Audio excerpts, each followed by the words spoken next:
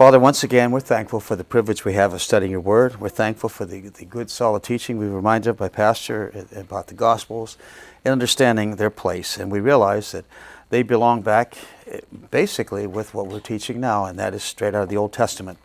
We're thankful, Father, that although we don't live by these things, we don't practice these things, yet what we believe most assuredly affects how we live. Because if we don't believe right, we're not going to live right, even if it's just doctrine that we believe in, not necessarily doctrine that we practice. So, Father, may this be encouraging to us, and may the time we spend be valuable, and may we appreciate the Old Testament a little more, we ask in our Savior's name. Amen. Amen. That's one of the fun things about the Old Testament is there's so many little details along the way and so many things that you'd like to get into. And, of course, the addendums that I handed out, there's some good stuff in there that you should read. Not during class time, hopefully. But you should read them because there's some good stuff in there that we shared at different times, and it's just we don't have the time to go into all those things. You have to realize, too, that when we come to the book of Psalms, we have 150 chapters, and we're supposed to go through that. You couldn't go through that in 12 weeks. You couldn't do it in 12 weeks. God help you. Well, you'll see how we handle it when we get there. But so we're up to 1 Samuel. We're going to try and do 1 and 2 Samuel tonight and 1 Kings. And there's a lot of just wonderful material here, a lot of interesting reading. And the history that you have back here, I don't know about you folks, but I enjoy reading history. And this is history that's true, and it's written. The important thing to remember about the Bible is that it's written from God's point of view. You know, when you stop and think about it, it's written from God's point of view, so it's really what happens. If we had been there and seen some of these things, we might not have understood what we have by understanding the Scripture. So we're better off having the Scripture than we were by being there in person. Because if we're there in person, we would have probably seen it through our eyes and interpreted it probably incorrectly. Whereas when we read the Scripture, we're having it, God is telling us this is what happened, this is what God sees and what God knows to happen. And so it changes things quite a bit. Now, so we get to 1 Samuel. And 1 Samuel, and when you go to 1 Samuel and 1 and 2 Kings, we're going to record the United Kingdom under David and Solomon and under the kings of Israel and Judah after the kingdom was divided. Now, I want you to look at something very important. As you look at 1 Samuel, one of the things that you have to understand is that Rehoboam is going Rehoboam, the son of Solomon, is going to be the one that's going to cause the problem. Look at 1 Kings chapter 12, just for a moment. We're going to jump way out of our section here and go ahead and see what's there, because what's going to happen here, this should never have happened. And if you've ever wondered why it happened, well, this is the reason. Now, you remember, who was the smartest king that ever lived? Solomon. Guess who his son is? Rehoboam. So let's read. We'll just read down through a few verses here, because this tells you why there was a split in the kingdoms. Why was there suddenly a northern kingdom and a southern kingdom? We talk about it as northern kingdom, southern kingdom, or we talk about Judah and Israel. And so when you get into the Old Testament in this section, if you see Judah, the kingdom of Judah, the kingdom of Israel, you have to remember, after a certain point, after Rehoboam's time, Israel is not going to include Judah and Benjamin. And the kingdom of Judah is only going to be Judah and Benjamin, and it's not going to include the northern kingdom, the northern 10 tribes. So beginning at 1 Kings chapter 12, verse 1, and Rehoboam went to Shechem, for all Israel were come to Shechem to make him king. Now, logical, he was designated, he was the oldest son. It came to pass, when Jeroboam, the son of Nebat, was still in Egypt, he heard of it, for he was fled from the presence of King Solomon, and Jeroboam dwelt in Egypt. What chapter are you in? 1 Kings chapter 12. And somehow or another, my phone, this is the third time this has happened to me. I didn't mute it, and it's the third time when I was speaking, it's rung. It's just unbelievable. That would never happen. I don't think it's happened when I've been back in the back, but somebody was trying to call me. I'll have to see who it is later. That's what they get for calling me. So in 1 Kings chapter 12, so we have Jeroboam, the son of Nebat, was in Egypt, heard of it. He fled from the presence of King Solomon. Now, we'll find out that Jeroboam was an able man that King Solomon employed because he was smart. And he was going to lead a rebellion against Solomon. And so, that wasn't helpful either. And so Solomon was going to kill him, and so he took off and went to Egypt.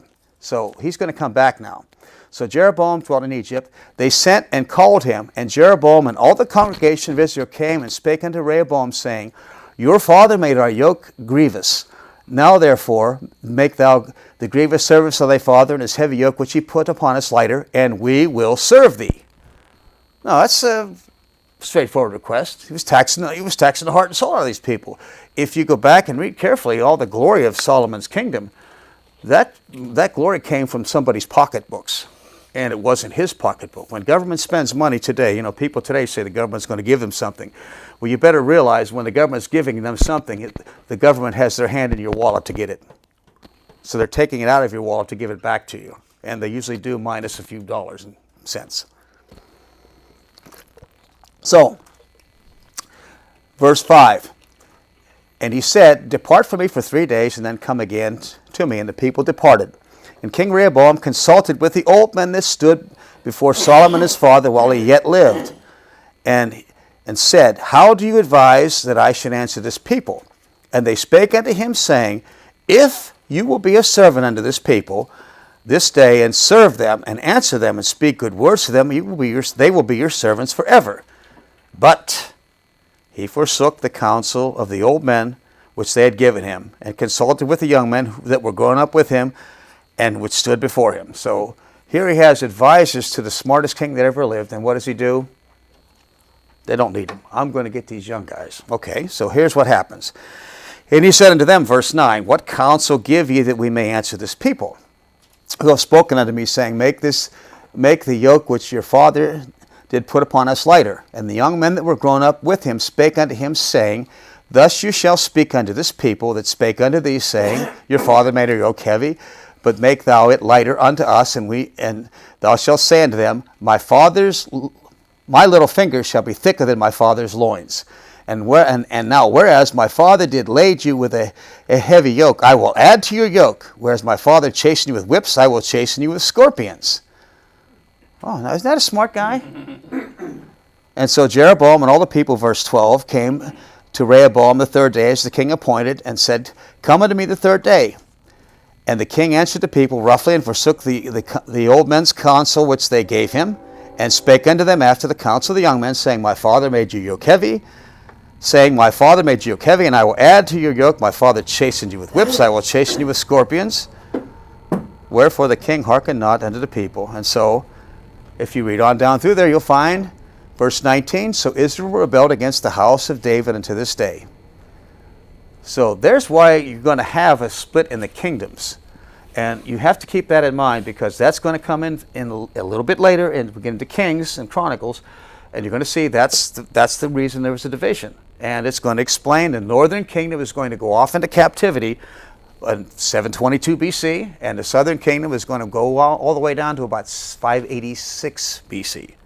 So it's going to have a few more years between it. So when you get down to the end, there's going to be a lot of changes that are going to be made. And we'll talk about the 10 tribes, by the way. Anybody who has ever wondered about the 10 lost tribes? You know what? They weren't lost. You know how I can prove it? I can prove it one simple way. One simple way I can show it to you. Do you remember in Luke chapter 2, there was a lady, it was Anna? Anna. What tribe did it say she was from?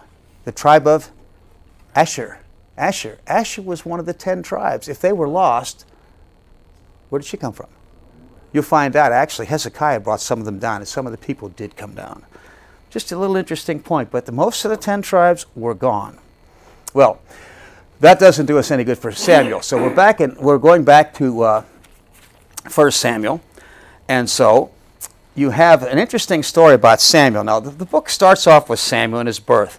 Now, there are some who have said that what his mother did was kind of she was a freeloader. She was passing the buck with her kid. And I've heard some say that, and I was more than a little disgruntled when I've heard that, because I've heard that several times. And what she does is she says she's going to lend him to the Lord. Now, if you go back to 1 Samuel for just a moment, you can see that that was her intent, and I do not think that she was being, dishonorable or trying to pass the buck and pass her responsibility off to somebody else. I don't. What's your reference? Okay, in 1 Samuel chapter 1, and excuse me. And so, verse 11. Well, we should read. Okay, let's go back and read starting at verse 9. So Hannah rose up after they had eaten in Shiloh, and they had drunk. Now Eli the priest sat upon the seat by the post of the temple of the Lord, and she was in bitterness of soul, and prayed unto the Lord, and wept sore. And she vowed a vow, saying, O Lord of hosts, if you will indeed look on the affliction of your handmaid, and remember me, and forget not your handmaid, but will give unto your handmaid a child, a man-child, then I will give him to the Lord all the days of his life, and no razor shall come upon his head. Now, does that sound like she's a dishonorable thing to do? Because if you go back in context, if you remember the story, her husband Elkanah also had a wife Peninnah who had sons and daughters, and Peninnah made miserable, made hard time, egged on Hannah. And so Hannah prayed for a son. Doesn't seem to. And so when you look at the second chapter and you see some of the things that she says in her prayer after Hannah brings Samuel to drop him off after he's weaned, you look at what she says beginning at verse 1 of the second chapter. And just read a couple verses here. And Hannah prayed and said, My heart rejoices in Jehovah. My horn is exalted in Jehovah. You notice, Lord, all caps, that's Jehovah. That's the name in the Old Testament. My mouth is enlarged over mine enemies, because I rejoiced in thy salvation. There's none holy as the Lord, for there's none beside thee, neither is there any rock like our God. Let's just stop there. Does that sound like a woman that was doing something wrong? Yet I've heard it. I don't know if has anybody besides me heard that it was like she was kind of passing the buck and being an irresponsible person. No, she was giving her son to serve the Lord. Now, what might be interesting here, this was more of a natural thing than you might have thought. Because did you know that he was actually of the line of Levi? Now, I didn't realize this for a long time, but you find his father, Elkanah, if you look over at 1 Chronicles chapter, let me see, I have 1 Chronicles chapter 6, you find out that Elkanah was a son, he was a direct descendant of one of the Levitical tribes. Now, not the priesthood. He wasn't part of the priesthood, but don't forget, whenever you were dealing with a Levite in the temple and in the tabernacle, a Levite could do what the priest could do. In the event there was no priest there, a Levite could fill in, but no one else could. And so he's going to be descendant of it. Now, this answers a question of how could he stand and be dropped off at the tabernacle, and how could he be ministering in the holy things and be doing things in the tabernacle when he was an outsider, if he was an outsider? Okay, it's 1 Chronicles 6, and so if you go back to verse 22. Now we're jumping in the middle of context, so this is genealogy. But in 1 Chronicles, it drives you crazy. The first 9 chapters are heavily genealogy. But so it says the sons of Kohath. Now it says Aminadab his son, Korah his son, Asher his son, Elkanah his son. And you go down again, and it says, again in verse 26, it has Elkanah his son, Eliab his son, and Jehoram his son. And then there it is again, verse 27, Jehoram his son and Elkanah his son. Elkanah is in here 3 times. This last one, Jehoram is his father, and Elkanah is the one that we have in 1 Samuel. Does the time permit? Does the timing? Yes, it does. Yeah, it does. So this is in his the father's name of Elkanah is said to be the son of Jehoram, and there's only one Jehoram I can find in the Old Testament, and that was a Kohath. So he was the line of Kohath. Now, if you remember, and you can go back and make a note of this, look at Numbers chapter 4. We're not going to go there now, but look at Numbers chapter 4 in like verses 4 through 15, and you will find what the Kohathites did. When the tabernacle was in the wilderness and when they were moving it, the Kohathites were the ones that they carried the holy articles. Now, they didn't see the Ark of the Covenant. It was covered, but they were the ones that carried all the holy things. So this was the line of individuals that served in the tabernacle. So Samuel, when he's lent to the Lord, he's not really an outsider. This is the interesting thing. It was a natural thing for him to be there. Now, I don't know if that's the reason his mother lent him there. What she said was that she was just doing it out of gratitude. But so here, this young man is going to belong there. Now, one of the things that fascinates me about him in the 3rd chapter, you find out that very early, he's a young boy and he gets the word of the Lord.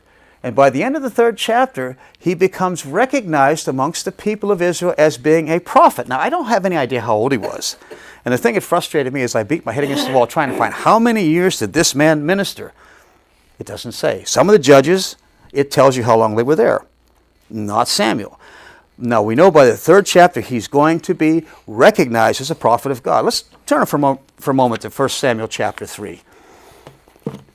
I don't want to get bogged down because we've got a lot of material to cover. And having books this long, you just can't spend as much time as you'd like to spend. So the first revelation that he gets is just, we should talk about that. He's going to be recognized, but you know what his first revelation is? This has got to be the hardest thing.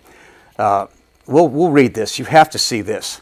Now, so in the story as it begins, the Lord calls to Samuel, and he doesn't recognize him, and he goes in to Eli several times and says, "You called me," because he hears a voice saying, "Samuel, Samuel," and Eli says, "No, I didn't call you. Go back to bed." And the 3rd time he says, "It's got to be the Lord." You answer, "Here I am." And so it is. In verse 8, well, let's go reading to verse 6. And the Lord called yet again. This is 1 Samuel 3, verse 6. And the Lord called yet again Samuel. And Samuel rose and went to Eli and said, "Here I am, for you did call me." He said, "I did not call, my son. Go lie down again." Now Samuel did not yet know the Lord, or Jehovah, neither was the word of Jehovah revealed unto him. And Jehovah called again in him the 3rd time, and he rose and went to Eli and said, "Here I am, for you did call me." And Eli perceived that Jehovah had called the child. Therefore Eli said unto Samuel, "Go lie down, and it shall be, if he shall call thee, you shall say, Speak, Jehovah, for your servant hears." And so Samuel went and lay down in his place, and Jehovah came. Now you notice it says Jehovah came. This is a theophany. This is an appearance of God in flesh. And we're going to see who it is, by the way. It's going to tell you, which is very, very important to notice. So it says, and so the Lord said to Samuel, "Behold, I will do a thing in Israel at which both the ears of everyone that heareth shall tingle. And that day I will perform against Eli all the things which I have spoken concerning his house. When I begin, I will also make an end. For I have told him that I will judge his house forever for the iniquity which he knows, because his sons have made themselves vile, and he restrained them not. And therefore I have sworn unto the house of Eli that the iniquity of Eli's house shall not be purged with sacrifice forever." Now, can you imagine? He reports to Eli, and Eli says, "Tell me everything the Lord has said." Now, how would you like to have to tell him what the Lord said? Well, Eli knew about it. This is the funny thing about Eli. Eli knew what his sons were doing. He didn't restrain them. He didn't stop them. And you can read about it. It's a lot of dumb things that they were doing. John, including immorality. It's plainly clear here that Eli, he says, "For the iniquity alone which he knoweth." Yeah, he knew. The father knew this was going on. So anyway, he tells it to him. And now in verse 19, skipping down to verse 19, these were the verses I really planned to read. But the first prophecy that he got was amazing. And Samuel grew, and the Lord, or Jehovah, was with him, and he let none of his words fall to the ground.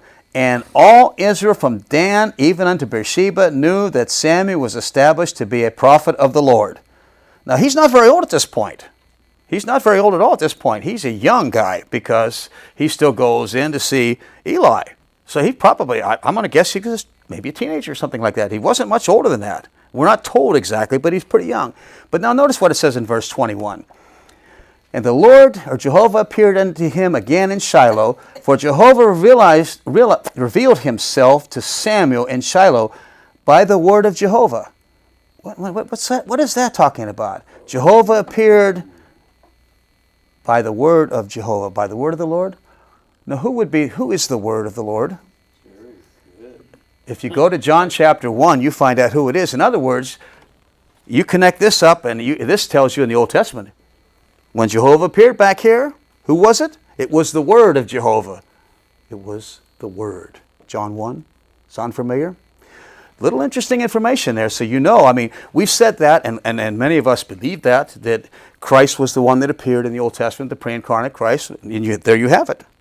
It's the word of Jehovah. Now, it's not... I used to think when I saw things like that, it was you could hear a voice and you hear words being spoken. No, it's talking about a person. When you see the word of Jehovah frequently in the Old Testament, pay attention to it, because a lot of times it'll say the word of the Lord came, and it has a third masculine singular, and he said. It's a person. It's an appearance of a person. And so you have some important scripture in the Old Testament where God appears and talks to individuals face to face in the form of a man, and it happens to be the Word. Now, you might not have known that, but this is true. So Samuel, what is interesting about Samuel is when you get into the book of 1 Samuel, after he's declared to be the Lord, you have chapters 4 through 7, which are kind of an odd and unusual event where the Philistines capture the Ark of the Covenant. The people of Israel go to war, and they say, we're not doing so well, let's bring the Ark of the Covenant out. So Eli's two sons, Hophni and Phinehas, go out there, and they wind up getting killed, by the way.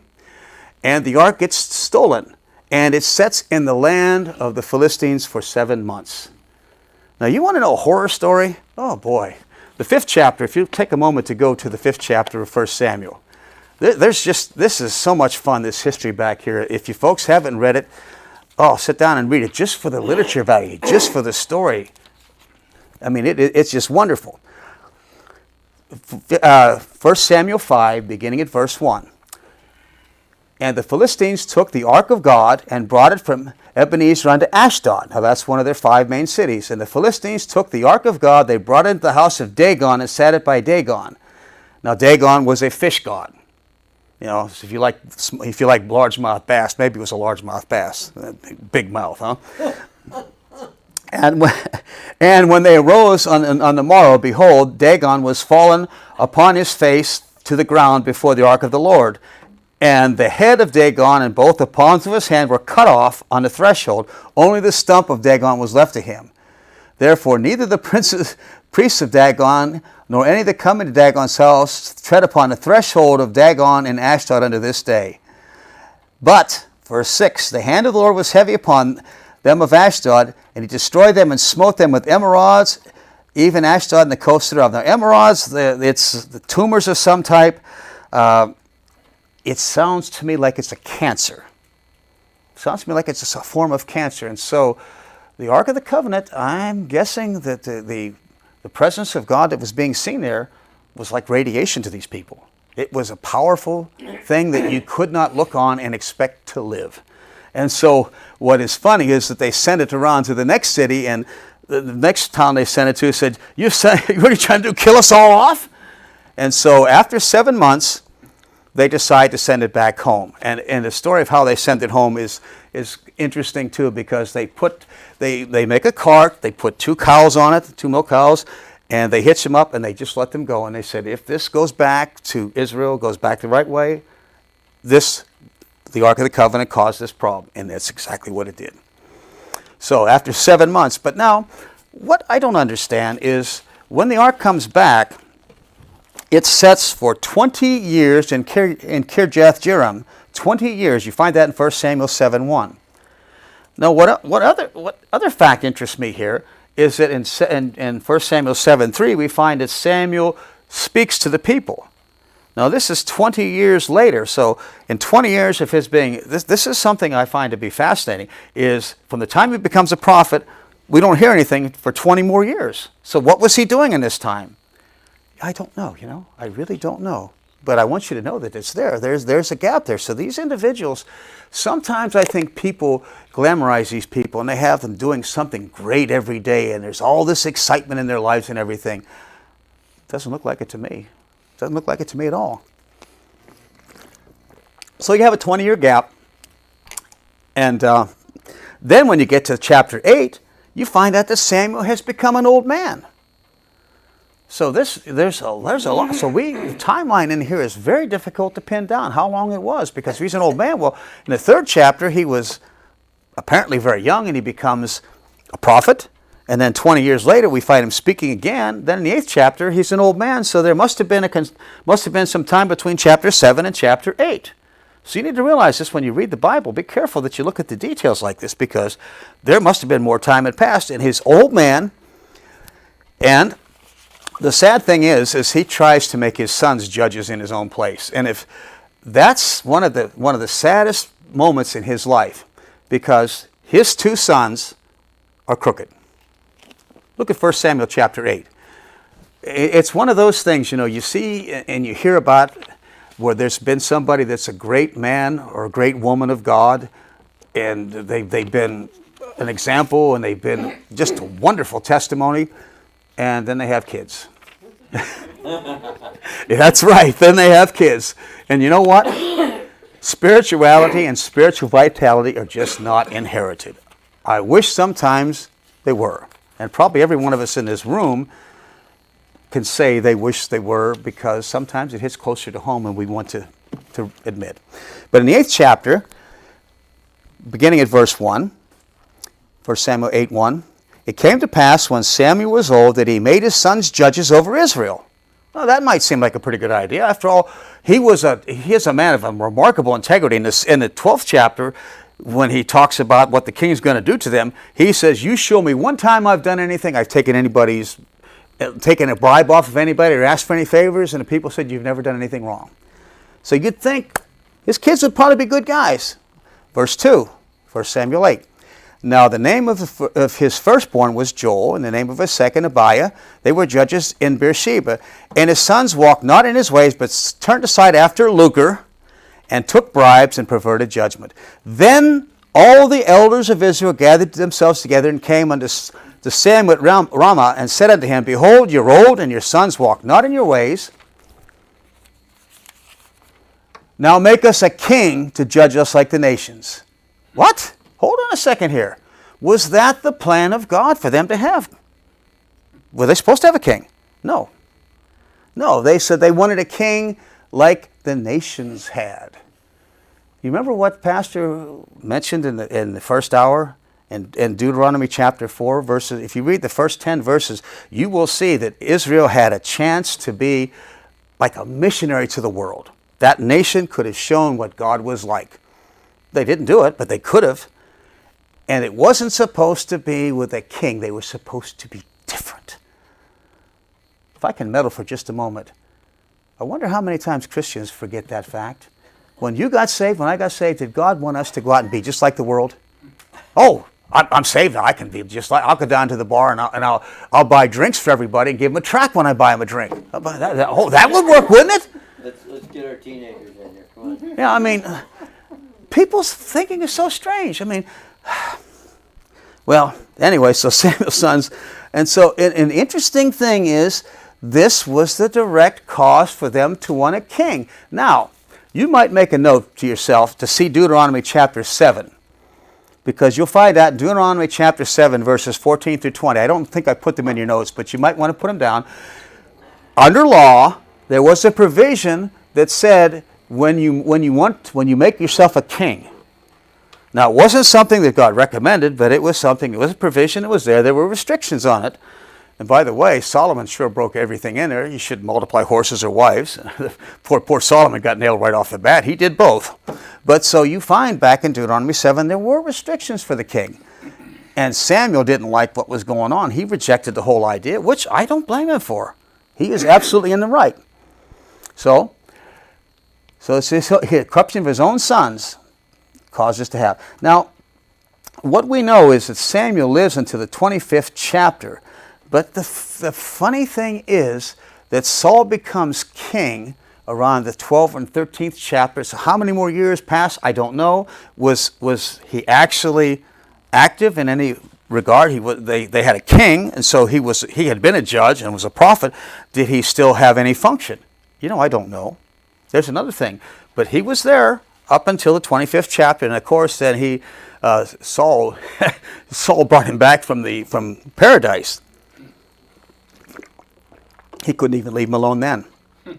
But so Samuel is going to warn the people what the king's going to do to them, but it didn't seem like it affected the people. And he's going to live to the 25th chapter. And, well, what did he do? I don't know. I really don't know. But now the first king, you have the first king in here because when you get to the end of 1 Samuel, you're going to get through the first king and you're going to have the stage set in 2 Samuel for the life of David. So the first king comes along. Now Saul started off sounding good, but it didn't take him very long. The tragedy was in the 15th chapter. If you remember in the 15th chapter of 1 Samuel, what happened in the 15th chapter? Well, he was supposed to go and smite Amalek. Now you can read it in the first 3 or 4 verses. We want to move on, but you can see he was supposed to kill everything. Everything. Man and woman, infant and suckling and ox and sheep and camel and ass. Everything was supposed to get killed. And what did Saul do? Does anybody remember what he did? He kept King Agag alive, whom Samuel put out of the way, and he kept the best of the flocks. And his excuse was, and this is one that would work today, Pastor. This would work. Oh, I brought the best back to sacrifice to the Lord. Oh, that's clever. I mean, if you're going to do something wrong, at least have a good excuse. And he did. He had a great excuse. So his life is just, from this point on, is just marred because he's rejected because of this one act. Now you say, well, that seems like a small thing to reject a king over. Is it really? If God says to do something, doesn't it make sense that you go and do it? And if you do the opposite of it, doesn't that seem like maybe that's a serious offense? I think it's a serious offense. He was supposed to have done something and he didn't do it. So his life from this point on, really, when you look at 1 Samuel and you see Saul, I think you're seeing a story of a tragic man because now he's rejected as being king. He knows he's not going to sit on. And then when you get to the 18th chapter, this is the key. This is the key. I want you to look at the 18th chapter. You have to see this because this is going to be the ruination of Saul. He's going to be obsessed with one thing to the point where I don't know if he was even a good king over his people because he was obsessed with one thing. I got to get rid of this rival of mine so my own sons can take the throne. Look what it says in verse 6. Well, let's read verse 5. 1 Samuel 18, beginning at verse 5. And David went out whithersoever Saul sent him, and behaved himself wisely. And Saul set him over men of war, and he was accepted in the sight of the people, and also in the sight of Saul's servants. And it came to pass, as they came, when David was returned from the slaughter of the Philistine, the women came out of all the cities of Israel, singing and dancing to meet King Saul with tabrets, and with joy, and with instruments of music. And the women answered one another as they played, saying, Saul hath slain his thousands, and David his 10,000s. Okay, so now look at verse 8. And Saul was very wroth with the saying, and it displeased him. And he said, They've ascribed unto David 10,000s, and unto me they've ascribed but thousands. What can he have more but the kingdom? And Saul eyed David from that day forward. You mark it down. This is a book about tragedy. Saul blew it earlier. He's still on the throne, and now he's going to spend most of the time, good part of what's remaining of this book is going to be David running from King Saul. Because Saul's trying to kill him. Why? Because of one little thing that was said, and yet David never tried to do anything to Saul. It's an interesting but a sad story. In fact, it got so bad. You realize in the 27th chapter, if you look at the 27th chapter, and we're going to be done with this book. I meant to be done with 2 Samuel by now, but look at 1 Samuel 27. I have too much fun when I get back here. What David said in 27:1 of 1 Samuel. And David said in his heart, I shall now perish one day by the hand of Saul. There's nothing better for me than I should speedily escape into the land of the Philistines. And Saul shall despair of me to seek me any more in the coast of Israel, so shall I escape out of his hand. Now, if you go back and remember in here, most of the fights that you have in 1 Samuel are Saul fighting against who? The Philistines. So he goes and joins the enemy. Now, I don't know whether you'd say King David was right or wrong, or the king to be, but he went there. And when you get to the 28th chapter, he goes and he joins himself to King Agash of what was it, Agash of Ishtard, I believe it is. And so, 28th chapter, look at the first 2 verses. This was how bad it was. And it came to pass in those days that the Philistines gathered their armies together for warfare to fight with Israel. And Achish said unto David, Know thou assuredly that you shall go out to me unto battle, and thou and thy men. David's going to go out with this man to fight his own people. And David said unto Achish, Surely you know what your servant can do. And Achish can say, Therefore I will make you keeper of mine head forever. Ay, ay, ay, ay, ay. So this is how bad it got. So in case you wonder, was David in dire straits? He joined with the enemy to save his own life. Now, of course, if you read on through here, you're going to find out that the other Philistine leaders saw David and said, he's going to defect back to Saul and fight against us. So they sent him home. But it's quite a story. Now, the book ends with the tragic deaths of Saul and 4 of his sons. And that includes Jonathan, which, of all things to happen in the book of 1 Samuel, probably one of the saddest things at the end of it is that Jonathan, who was a good man. And he even volunteered. He even said back in 1 Samuel, and I don't have the exact reference, but he even said that when David became king, he said, I'll be sitting at your right hand. He was willing to serve him because he knew God put him there. Jonathan was a good man, and his death was probably the saddest thing. Saul, he spent his whole life hating this one man because of one thing that was said. If you want to know how bad envy is, there's a good example of what envy will do to somebody. It ruined this whole man's life. And Saul, I think he could have been a much better king than he was. But I think he was probably, if you go through, you read, every time he got a chance, he went down, he's hunting for King David. He went here and he went there, all over the wilderness hunting for David. What was he supposed to be doing? He's supposed to be ruling his people, for heaven's sake. Well, no, he had to. Well, as much as I hate to do it, we're going to leave 1 Samuel and go to 2 Samuel. Now, that's a flyover in a nutshell, and that's a quick flyover, but there's so much there that's fun. Now, 2 Samuel is an easier book to follow because this is only about one subject. It's about the reign of King David. This is all about David's life. Now, one of the things you should realize that after Saul was put to death, after he was killed in battle, David did not take the throne for 7.5 years. When David went back for 7.5 years, he went back and the people in Hebron made him the king over Judah and Benjamin. What about the rest? There was somebody else there. Saul had a son, and his son's name was Ishbosheth that was on the throne. And you've probably not ever heard of him, but Ishbosheth was on the throne of the northern kingdom, or actually he was on the at least 10 kingdoms. At least 10 of the tribes he was over, and Ishbosheth was there. You find him in the 2nd chapter, and he was there. But what happened to him? Well, 2 of his servants killed him. And they came and told David, like David's going to be all kinds of happy about it. Well, needless to say, David gave them a reward they deserved. He put them both to death. So Ishbosheth is murdered, and then the people come after 7.5 years of his rule. Now, by that point, David's probably about 30 years of age because he's going to rule a total of 40 years. So he's a little bit older than that. He's going to rule 33 years, so he would have been about 37 by this point. About 37 years old when they come to him. And so he's going to rule up until he's 70. Now, what gets me is you get to the end of the book, and it says that he was old and well-stricken in years, he's 70. And so here I am, I'm looking at Dan Ray down there, and I'm saying, Dan Ray, he's over 70 already. So Dan, you and I are you talk about well-stricken in years, Dan, we are definitely well-stricken in years. I'm still feeling pretty good, Don. Don't so Dan still professes to be feeling pretty good. And considering that I'm up here being ornery with Dan, I'm not doing so bad myself. But so he had an interesting life in this book. And so he's going to be king for this amount of time.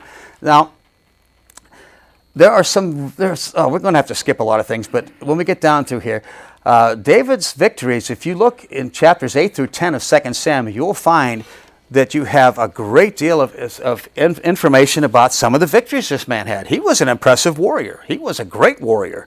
Now, God enabled him to do that, and that's what David himself is going to say in the Psalms and in different places. He does mention that God made him a great man of war. He gave credit where it was due.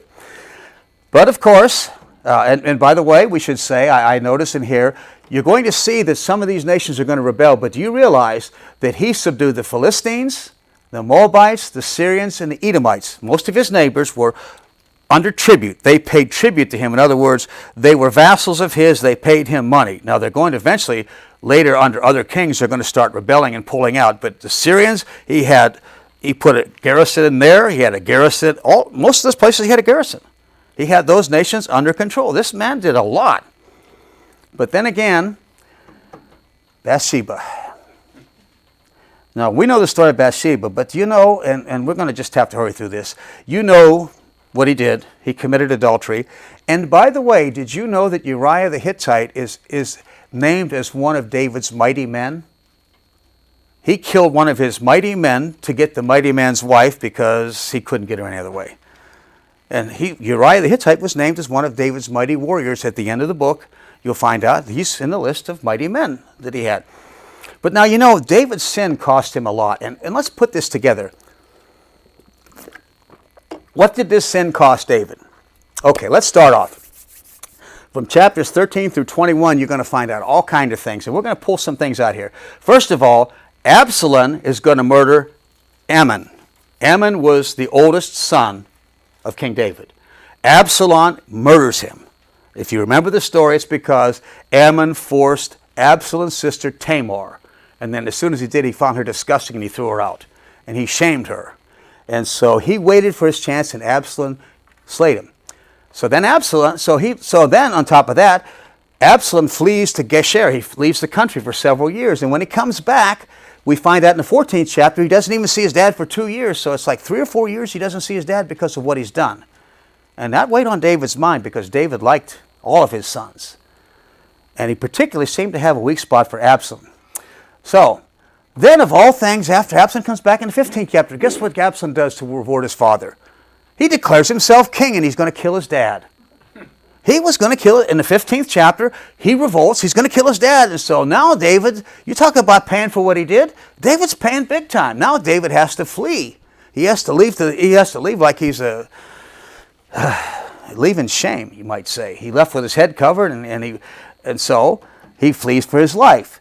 But of all things, then Absalom is killed in battle by Joab. And what was sad about that, if you read through the book, you'll find out that David said, "Do not kill my son Absalom." Now, even though his son would have killed him and intended to do so, to take the throne, he would not have killed his son. But Joab, Joab's a funny guy. He's a funny guy. He was a ruthless, nasty guy. He killed a number of people that were better than him. He killed Abner and he killed Amasa, 2 generals that were better men than he were. Abner was the general that brought Israel to David after the death of Ishbosheth. He brought the people down, and he was the one that was instrumental. And Joab, out of jealousy, killed him. Nice guy. And he killed Amasa later too. Another nice guy. Joab was quite a guy. But so Joab does kill him, and so now you find out, after all of that's done, Absalom's killed in battle. When you get to the 20th chapter, then when David starts to come back, there's a gentleman named Victories, which was from the tribe of Benjamin, that started a revolt, and so they had to put that down. So would you say that perhaps David paid a price for his sin? Yes, he did. He did.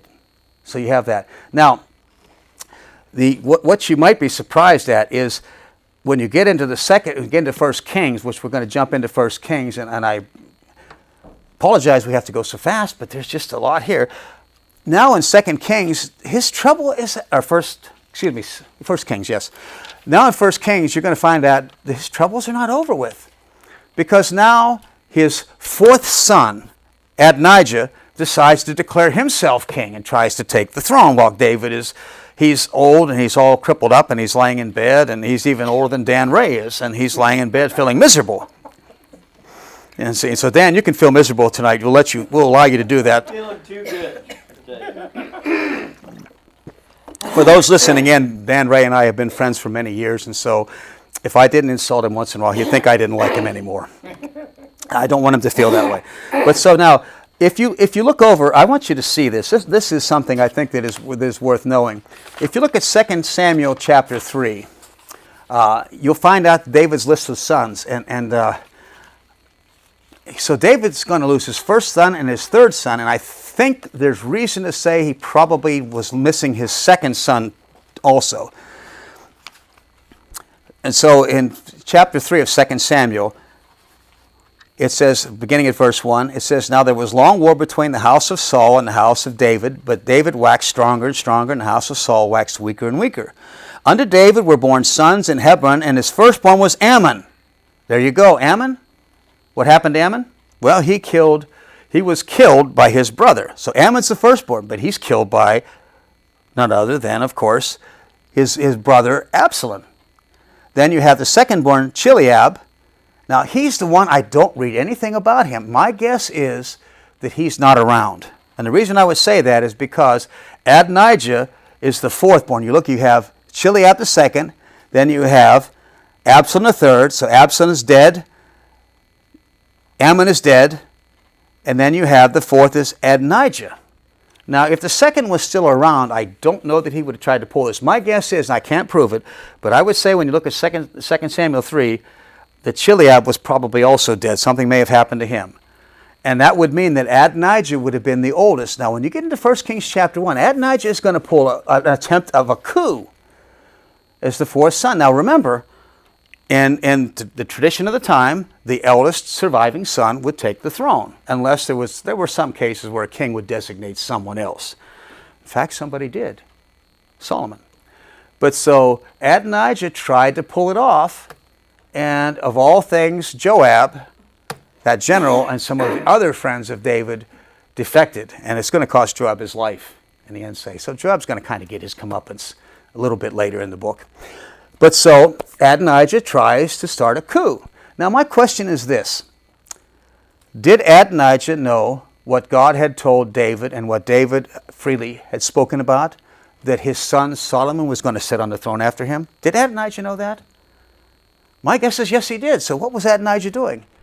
Well, Dad is sick and he's laying in bed, so if I pull this thing off and I have Joab here with me and have all these other people, I can pull this off. I can become king. Didn't work, did it? If you remember the story, that as soon as they found out, Nathan the prophet and several others went in and informed David of what had happened. And David got out of bed, got on his mule, and he went out, and they made Solomon king right then and there. And Adonijah, when you start off wrong, I guess you continue going wrong. He made a big mistake. There was an interesting event, and it's something I was reading about. Actually, medically, they did do this. When someone grew old, a man would grow old. It was not unusual in this time for them to bring in a young woman to lay with him, not for sexual reasons, nothing impure, nothing out of place. And it says specifically that David didn't know her. She laid with him to keep him warm, and she took care of him and said she cherished him. Now, after David's death, Adonijah does something really stupid. He goes to Bathsheba, who is the mother of the king, of King Solomon, and he asks for that very girl, Abishag was her name. He asked to have her as his wife. Now, why do you think he was doing that? He was trying to pull something, and that winds up costing him his life. So it's an interesting story that, you would think, well, would they kill their own family members? Well, if he didn't take Adonijah out, Adonijah would have taken him out. If Adonijah became king, I guarantee you, Solomon was a rival, and he had to have known that God said Solomon's going to sit on the throne. Because David said he was building in the materials, and he gave the plans for the temple to his son. He got all kind of material ready put together and gathered up for him. And so here Adonijah says, I'm going to take the throne. So there's the last little bit of David's sorrow. And I believe if we connect that correctly, it goes back to the fact that he was told he was going to have trouble from what he did with Bathsheba. He didn't die. He could have died for his sin. But God was gracious to this man, and he spared him. But then again, I don't know. He lost at least 3 sons for sure directly because of this. He almost got himself killed. He got driven out of his kingship. He went through a lot, all because of his sin. So, be sure your sin will find you out, is what the Old Testament says back in Numbers, and it did with David. Well, so when you go down through here, you'll find that Solomon did some good things. He starts off well. He has a remarkable privilege. He is a king. In the 3rd chapter, God appears to him, and we're not going to go there, but you can make a note of it, chapter 3, verse 5. His dad gave him good advice, by the way, too, in First Kings chapter 2. His dad told him that he should walk upright before the Lord. He should walk in the integrity of his heart like his dad did. And Solomon had no excuse for not doing the right thing because he had a good example in his father. His father did one thing wrong. That was with Bathsheba. He paid for it dearly. That's true. But other than that, he was a good man. So now God appears to this man, and he shows, I think he must have been pretty smart to begin with, because when God asks him, what does he want? He doesn't ask for riches. He doesn't ask for fame. He doesn't ask for the life of his enemies. He asks for wisdom to rule the people. And so God says, because you've asked that, I'm going to give you wealth, and I'm going to give you the fame. I'm going to give you the things you didn't ask for, and a long life. And so he's going to be there for 40 years on the throne. And you think, well, this is great. We find out, as you go on through the book, you find out in the 6th chapter, he starts building the temple in the 4th year of his reign. And we find out when you get a little bit later in the 9th chapter, you find out that it took 7 years to build it. So it was finished it's in the end of the 6th chapter. At the beginning of the 6th chapter, you find it starts in his 4th year. At the end of the 6th chapter, in the 11th year, it's done. So he gets the temple built, and everything looks good. And he does something else, really, I think that's somewhat interesting. In the 9th chapter, you'll find out that there were still non-Jews living in the land. Now, we know that. But did you know what he did with them? He made them his workforce. All the people that hewed the stones out of the mountains and dragged them down, guess who they were? They were the people that had been in the lands. You can see that in the 9th chapter. If you look, we're not going to go there, but chapter 9, verses 21 and 22, you can see that these were those people, that they were the ones that did the work. Now, Solomon was such a good king. He did everything right, except 300 wives and 700 wives and 300 concubines. How could any man keep his head straight with that many wives, right? I heard it said, and don't you ladies beat me up afterwards, that the best argument for monogamy is one wife is enough trouble. Now, my wife will take it out, so you ladies don't have to worry. My wife will take it out on me for that. But so, when you get to the 11th chapter, you'll find out that Solomon did goof up. And it was because of Solomon's sin that God said, your son is going to lose the kingdom. And so Rehoboam's stupidity really came out of the sin and the stupidity of his dad. And so in the 11th chapter, I want you to see this, because you'll be surprised what it says.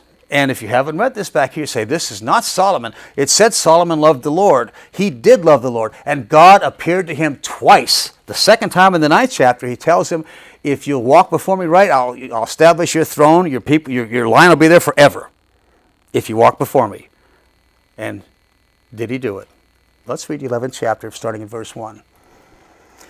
But King Solomon loved many strange women, together with the daughter of Pharaoh, women of the Moabites, the Ammonites, the Edomites, the Zidonians, and the Hittites, of the nations concerning which the Lord had said to the children of Israel, you shall not go in unto them, neither shall they come in unto you, for they will surely turn away your heart after their gods. Solomon clave unto these in love, and he had 700 wives, princes, and 300 concubines, and his wives turned his heart away. Now listen to this. For it came to pass, when Solomon was old, that his wives turned his heart away after other gods, and his heart was not perfect with the Lord his God, as was the heart of his father David. For Solomon went after Ashtoreth, the goddess of the Zidonians. Ashtoreth was one of those that took human sacrifice. I'm not saying he did it, but it was one. And after Milcom, the abomination of the Ammonites. And Solomon did evil in the sight of the Lord, and went not fully after the Lord, as did his father David. And listen to this. Then Solomon built an high place for Chemosh, the abomination of Moab, and the hill which is before Jerusalem, and for Moloch, the abomination of the children of Ammon. Likewise he did for all his strange wives, which burn incense unto their gods. And so if you continue reading down through here, God said, okay, because you did this, I'm going to take the kingdom away from you. But for the sake of David, 2 tribes were left, Judah and Benjamin. Now, that's a sad story, but this is what happened to this man. He lost a lot because of his folly. So Solomon did that. Now, there's one other thing in here, and we're going to run over time, but it's you need to see this too. This is one of the most fascinating things in the Old Testament. Did you know that the man named Jeroboam we saw had a golden moment in the sun? He had an opportunity to do something that you might not have even known about. Look at 1 Kings 11 if you're still there. Now, it's in, I'll take the kingdom, and it says, okay, come to pass. And he says, okay, where is it at? It's talking about Jeroboam was offered an opportunity here. Okay.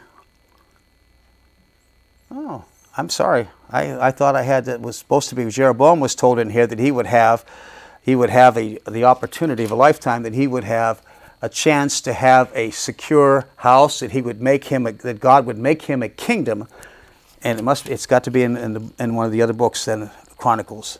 I thought it was here. It says, take the kingdom out of your son's hand and give you, let's see, wait a minute, okay. As you were forsaking me. Oh, I'm sorry, folks. I will give it to the days of your servants. Let's see, but I will make him, I will take not the whole kingdom out of your hand, but I will make him prince all the days for the king of David's sake, whom I chose.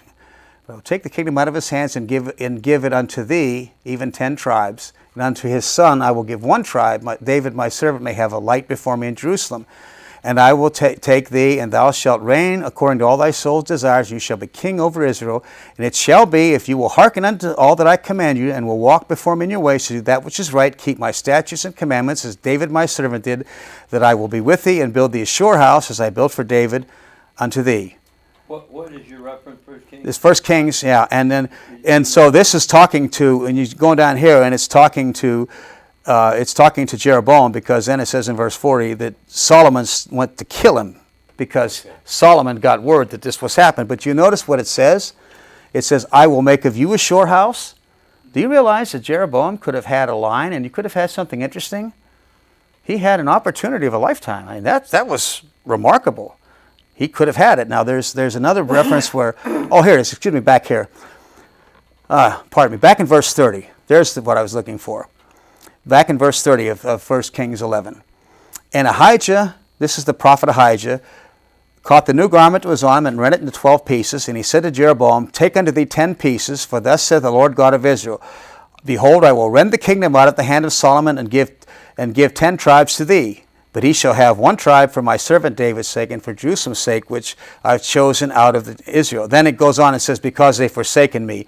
And so he is talking to Jeroboam. This is Ahijah the prophet, and he said, that's your connection. So I did find it. I apologize. I didn't go back far enough I thought I had written it down. I didn't write it down right.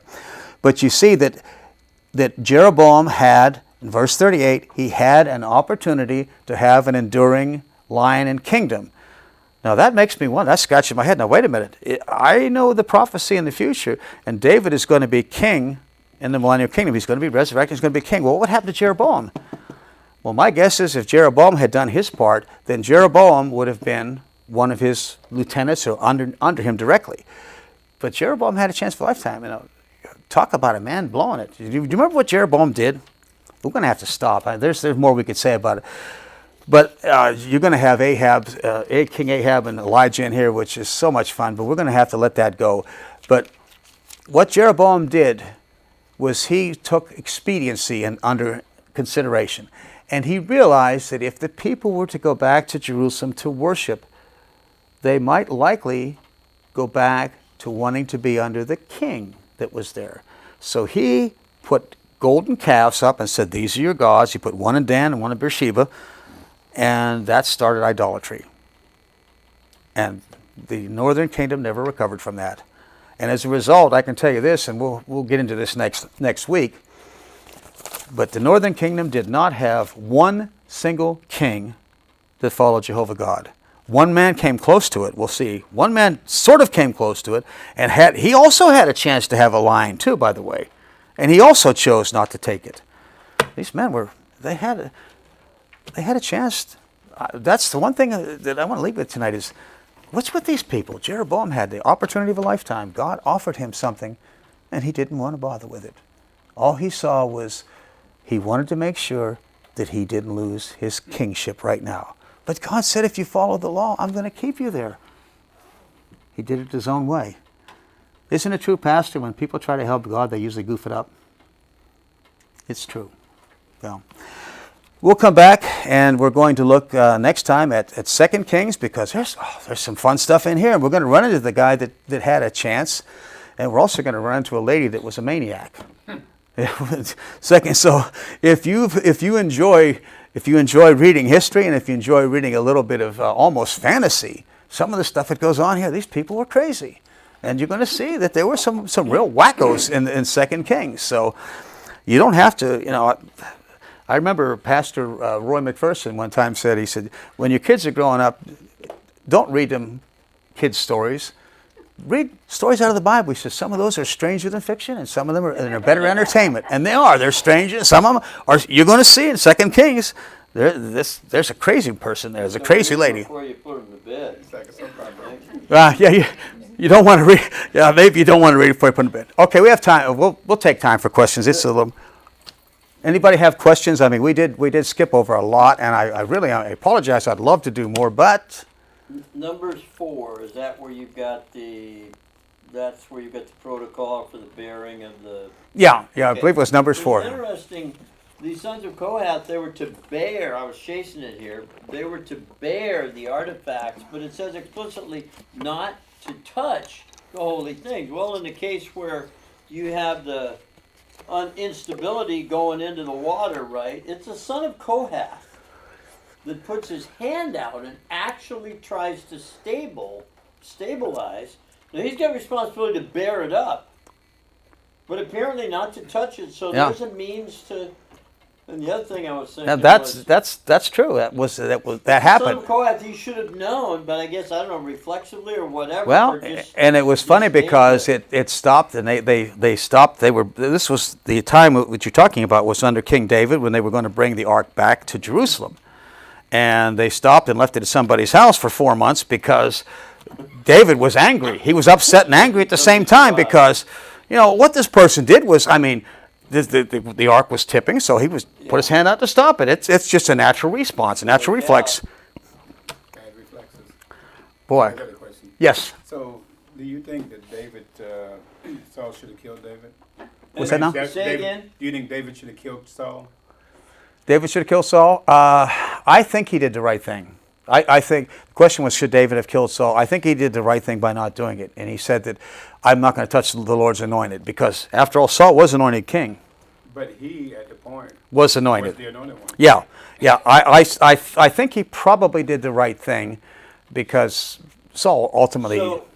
So what he finally did with the messenger from the Amalekite was that appropriate. He's mourning for Jonathan as well. Was he overwhelmed emotionally with this? He was, but he did say he said to him, he said, how is it? Touch not the Lord's anointed. Well, but he said to the Amalekite, he says, how is it that you didn't fear to touch the Lord's anointed? That you didn't fear to touch the Lord's anointed? So the Amalekite that came and claimed he killed him, even though he didn't, but he claimed he did because he thought he'd get a reward. David didn't know he didn't, so David put him to death. And that's because David said, you touched the Lord's anointed. Why didn't you fear to do that? Because David wouldn't do it himself. He had several chances he could have done it. On the son of the second son.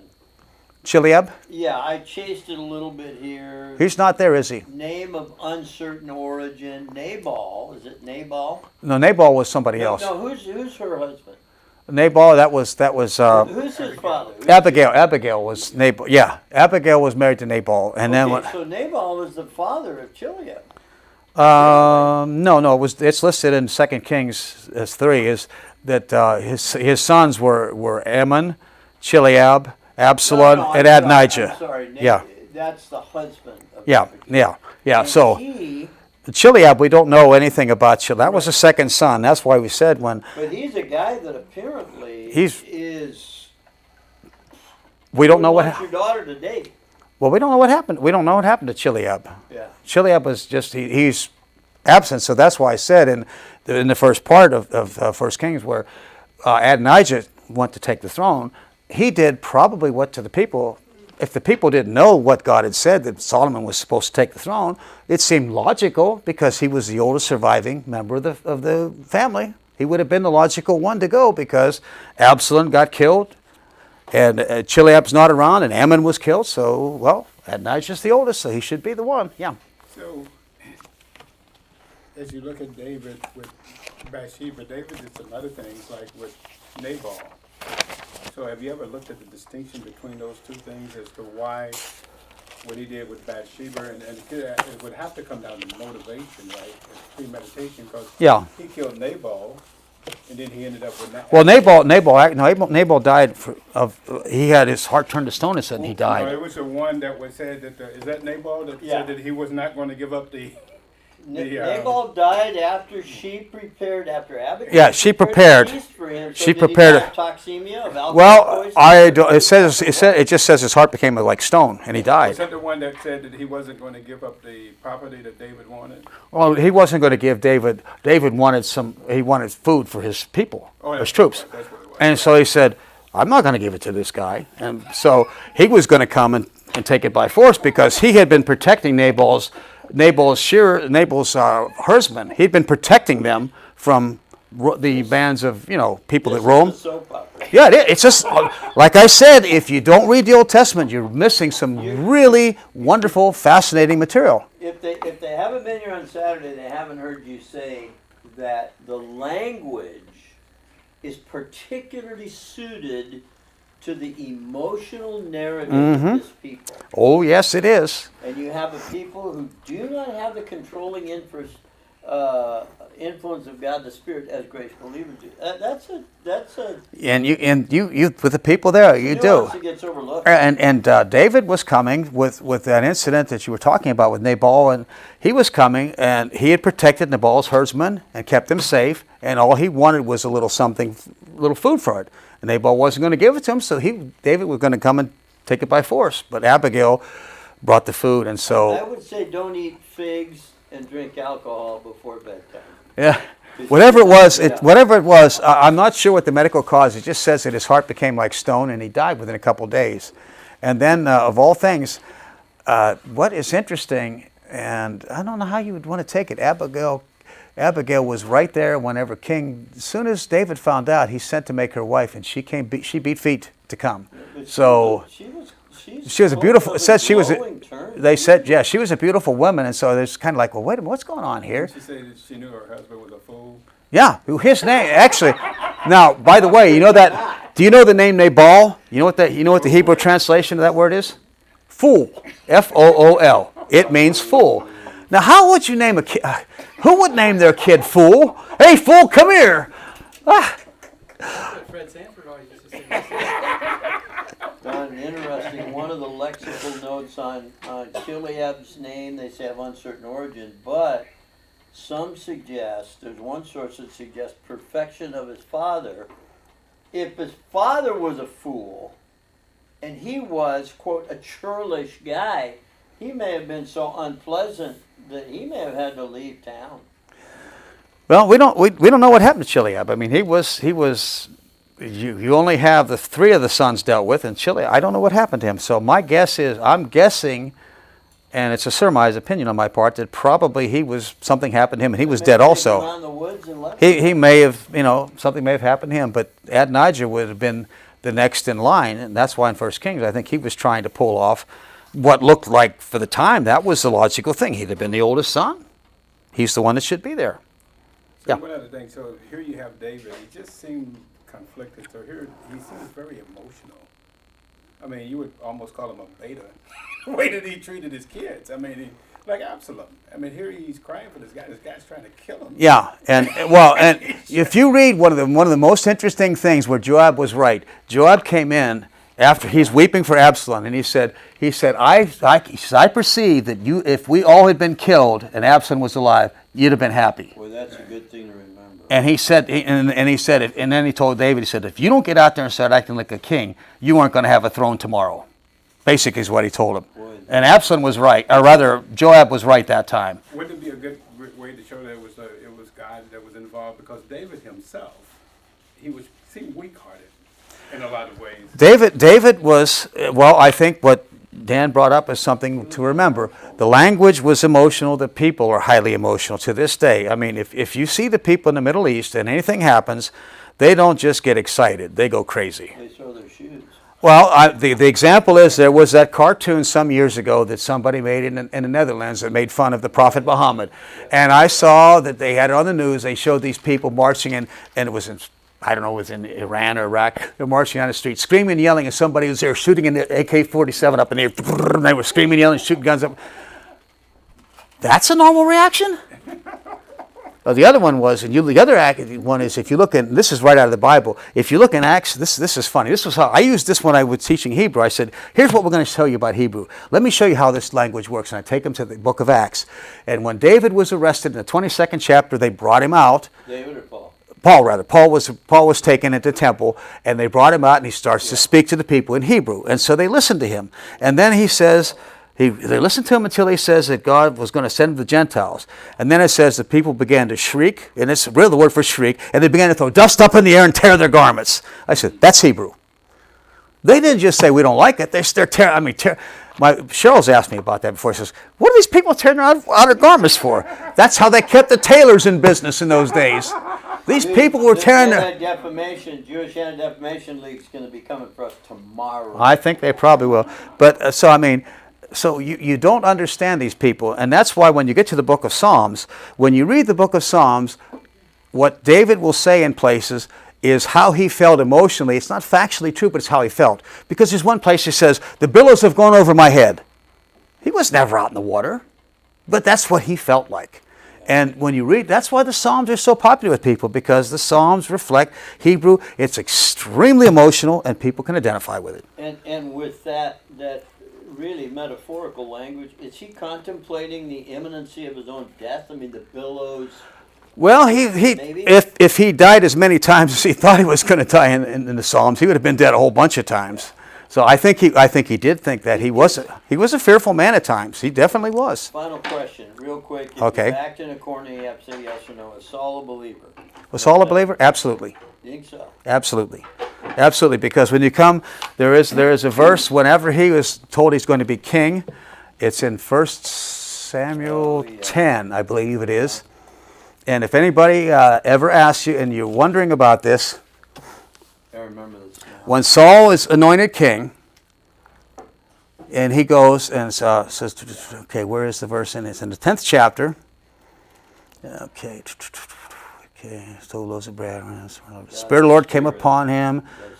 Okay, verse 9. Here it is. And it was so when he turned his back to go from Samuel, that God gave him another heart. And all those things were fulfilled that day. 1 Samuel 10:9. Was Saul a believer? Yes, he was. Was he disobedient? Yes, he was. Did he pay for it? Yes, he did.